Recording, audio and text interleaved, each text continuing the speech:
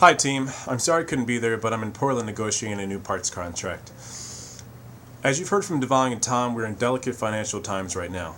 We've been given a call to action. I foresee this budget cut as being a test of our resolve. 20 years ago, we started as a small tech firm and have been able to compete with larger companies with far greater resources and capital. The challenge today to us is to streamline our production, increase efficiency, and cut the budget. Our goal for operations this quarter is to increase efficiency, increase output, and cut the budget by 20%. With that being said, we've devised a new shift plan for operations.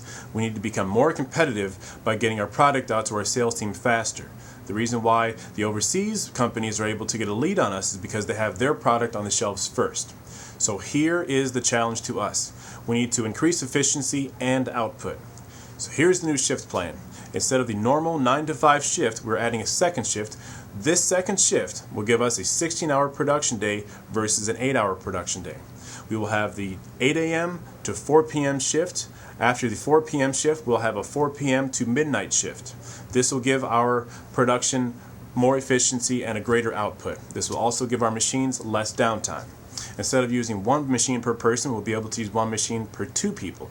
This should cut waste and any unnecessary machines, any unnecessary equipment and upkeep and maintenance from our budget. Again, cutting the budget by 20% is priority 1 for this quarter. I know this will be quite a difficult time for everyone with the change, but our team leaders will be able to discuss any scheduling matters with you.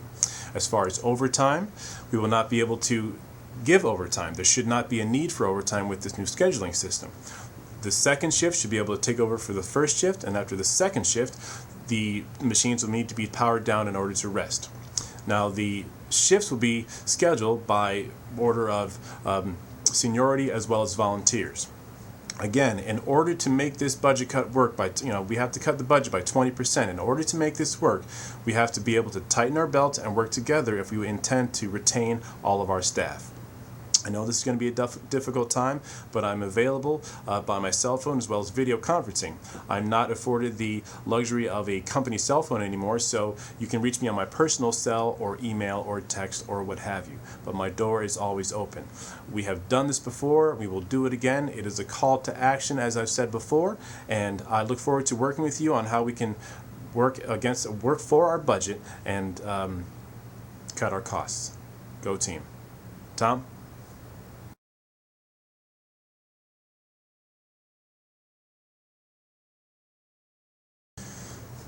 I'm glad you asked about outsourcing. We started this company 20 years ago with a small business model in hopes of competing with larger companies overseas and in the US. And with that in mind, we do not intend to let that idea suffer by cutting our workforce in half. So, with that in mind, again, we have to pull together to figure out the best way to cut the budget and increase efficiency so that we can keep this idea alive that we've started.